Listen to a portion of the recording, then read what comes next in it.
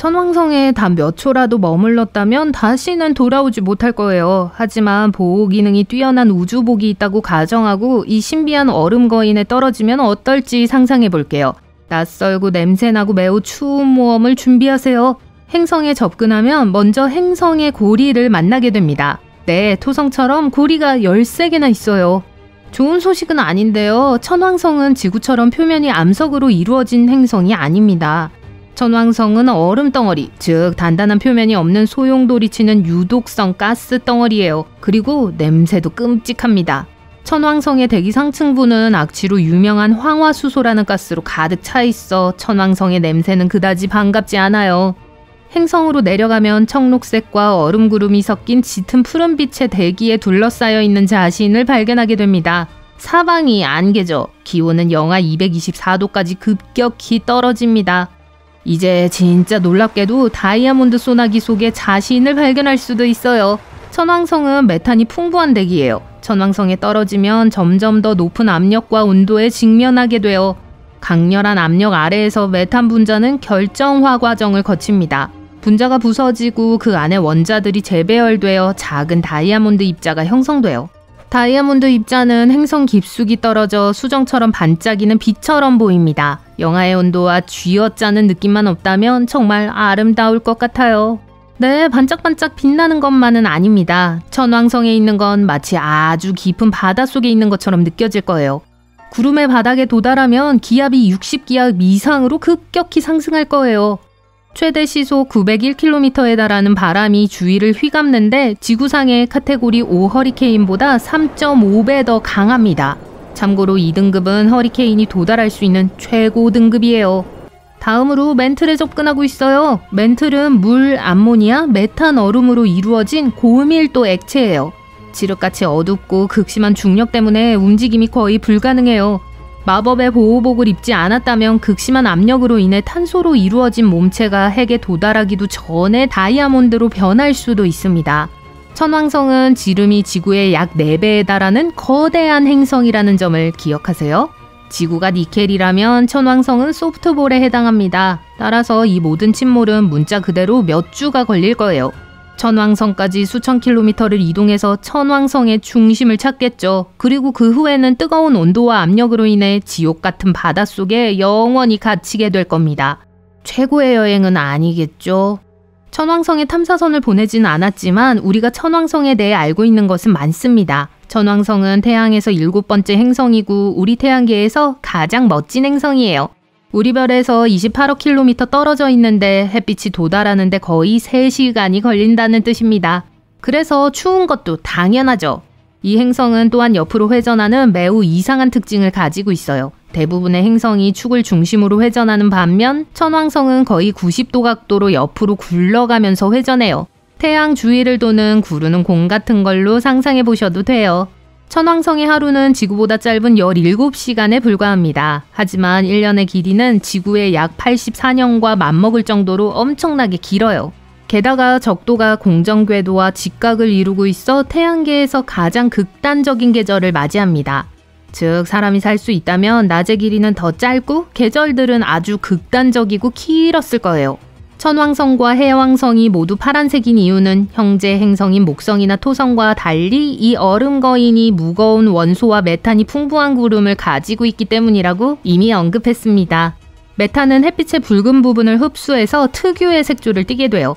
확실하진 않지만 이 행성들은 메탄 호수나 바다 전체를 숨기고 있을지도 몰라요.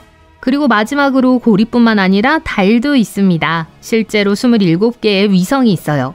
이 위성들은 셰익스피어와 알렉산더 포프의 이름을 따서 명명되어 그리스에서 유래한 행성의 이름에 문학적 감각을 더합니다. 이제 또 다른 얼음 거인 해왕성에 떨어진다면 어떨까요? 해왕성은 우리 태양계에서 가장 멀고 신비로운 행성이에요. 우리는 이 크고 어둡고 푸른 행성에 대해 거의 아는 것이 없어요. 천왕성과 마찬가지로 고리부터 시작하겠습니다. 해왕성에는 5개의 주 고리가 있고 그 주위에 거대한 먼지 덩어리가 있는 매우 젊은 고리가 있다는 것 외에는 그 고리에 대해 잘 알려져 있지 않아요.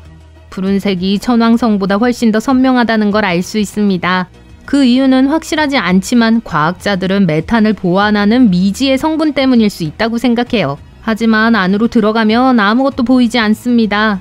태양빛은 지구의 어스름한 황혼처럼 희박해요. 해왕성은 가장 먼 행성이기 때문에 빛이 도달하는데 4시간이 걸립니다. 해왕성은 또한 천왕성보다 작습니다. 지구가 니켈이라면 해왕성은 야구공이 될 거예요.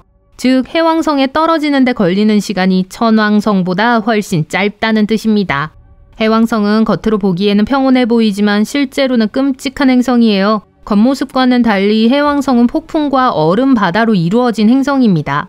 기온은 다시 한번 말씀드리지만 영하 212도 정도로 엄청나게 낮아요. 목성보다 3배, 지구보다 9배나 강한 바람이 불기도 해요.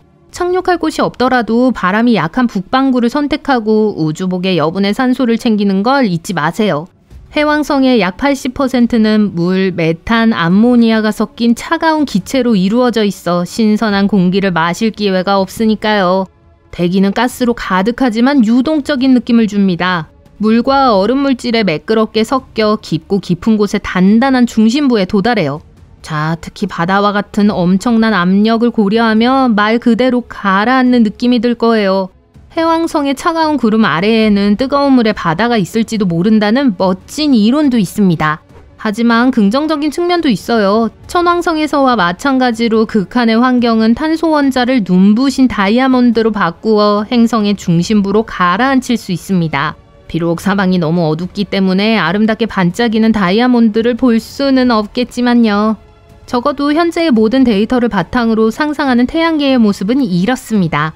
우리는 태양계의 거의 모든 구석을 탐험했지만 저 멀리 있는 거대 행성인 천왕성과 해왕성은 여전히 그 존재를 알기 어렵습니다. 80년대에 천왕성과 해왕성을 지나간 나사의 보이저 2호 우주선 덕분에 몇 가지 사진과 데이터를 확보할 수 있었는데요. 하지만 곧 바뀔 수도 있어요. 나사와 유럽우주국, 줄여서 ESA는 이 멀리 떨어진 얼음 거인을 방문하는 것을 최우선 과제로 삼았습니다. 그들은 심지어 이들 행성의 대기권으로 내려가는 것이 어떤 것인지 엿보기 위해 노력했어요. 탐사선이 얼음 구름 속에서 온도와 기압에 맞서 싸우며 미지의 세계로 용감하게 나아간다는 것이 어떤 것인지 알아보기 위해 흥미진진한 시뮬레이션을 통해 이 행성들의 조건을 재현했습니다. 테스트는 유럽에서 가장 빠른 풍동인 옥스포드 대학교의 T6 스토커 터널과 플라즈마 풍동에서 진행됐어요. 얼음처럼 차가운 거인들이지만 탐사선이 들어가면 상당히 뜨거워지기 때문에 탐사선이 가열되었어요. T6 스토커 터널의 속도는 초당 약 19km에 달합니다. 하지만 이 테스트에서 과학자들은 모든 한계를 뛰어넘어 초당 약 24km에 도달하기를 원해요. 이는 먼 행성 궤도를 도는데 필요한 속도죠. 우리의 기술을 거기에 적용하려면 시간이 좀 걸릴 거예요. 하지만 마침내 천왕성이나 해왕성에 탐사선을 보내게 된다면 그 여정은 흥미진진할 겁니다. 수십 년 동안 태양계 외곽을 여행하고 그 과정에서 목성과 토성을 지나가야 하기 때문이죠. 이 행성에서 데이터를 수집하면 행성의 자연과 역사에 대한 비밀을 밝히고 태양계를 훨씬 더 잘 이해할 수 있어요. 이 두 행성에 대해 더 많은 것을 알아갈 수 있기를 바랍니다.